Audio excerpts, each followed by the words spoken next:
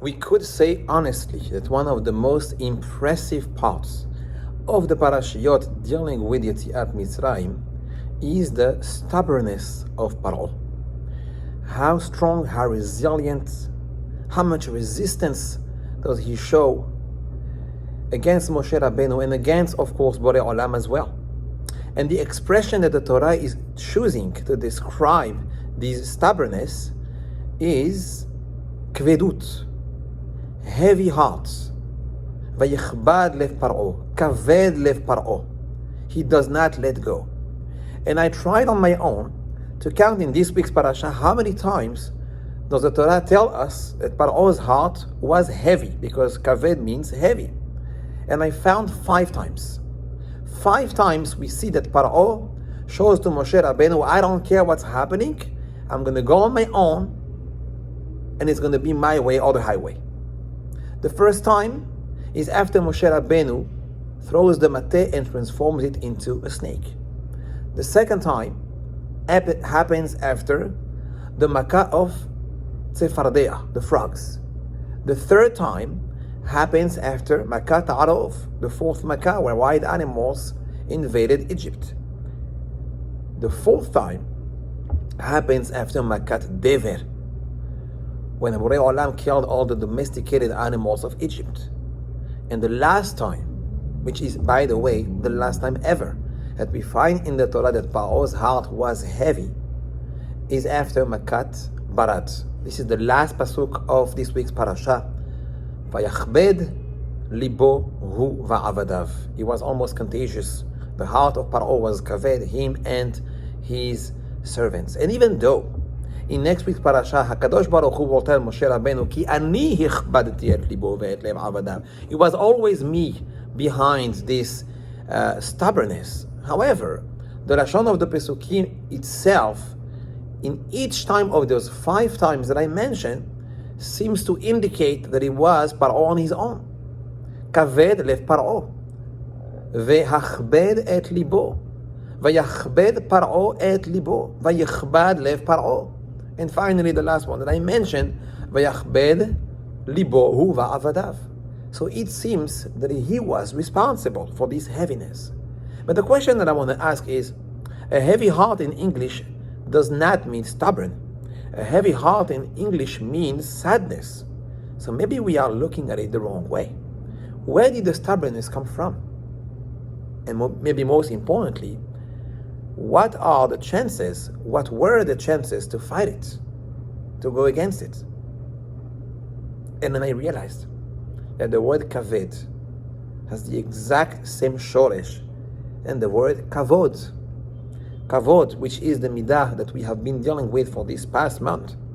And we explain how important is Cavod, to give Cavod to others, and even to give Cavod to ourselves, to have what we call self-dignity.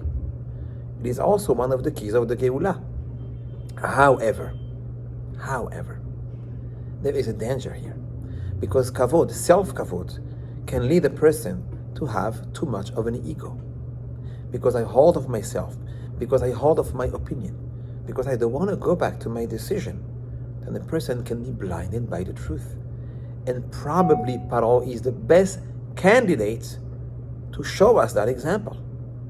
He told Moshe Rabbeinu, Am Israel is going nowhere. I am the king. I am the leader of this great nation. And it's going to be my way. It's going to be my word, no matter what happens. And then we see what happens. Paro is going to get hit many, many times, him and his people. And all because of Kaved Lev Paro. Because he had too much kavod for himself. Because he was holding his ego too high. And Borei Olam had to teach him a lesson. And it's probably a lesson for all of us. Because all of us have an ego somewhere. All of us don't want to go back to our opinion. We don't want to change our decisions. Because we are proud of who we are, because we are proud of what we believe. And it's sometimes dangerous. So here is the thing. When we look in the Pesukim, there's something quite incredible about the pattern in which the word Kaved Lev Paro goes back. You see, it only happens in some of the Makot, not all of them. There were 3 makot, in fact, that the Torah does not tell us that Paro's heart was stubborn or heavy. And those makot are dam, the makkah of blood, kinim, the makkah of lice, and shechin, the makkah of blisters. And I was thinking to myself, what's so special about those 3 makot? And I think that there could be a pattern right here. And the pattern is that all those 3 makot were personal. They were not financial. All the other makot, it was always something that was outside, external to Paro. It's happening right there. The frogs, the arov, the dever, and even the barad, even the hair. Paro was safe in the palace. It was not affecting him personally. But when it came to blood, he can't drink. He can't survive. You can't live without food and drink, especially water. Then kinim, it affected his own body. He's scratching everywhere. And finally, shechin, blisters. This is something personal. Reminding us of the Gemara that says that we have 2 types of abuse. You have something called financial abuse and verbal abuse. And the one that is the worst one is not the financial, but the verbal one. Because financial, money comes, money goes. But verbal is personal. It's affecting the person in his essence. And HaKadosh Baruch Hu showed probably Paro that if you really are with so much ego, and with all the signs that I'm showing, you still don't budge, you still don't change your opinion, I will now have no other choice but to affect you personally, to touch the person and your essence. And it's probably true for all of us. When Borei Olam has something to tell us, it seems that the most effective way of doing so is not pleasant. Not just not pleasant, but it becomes also personal.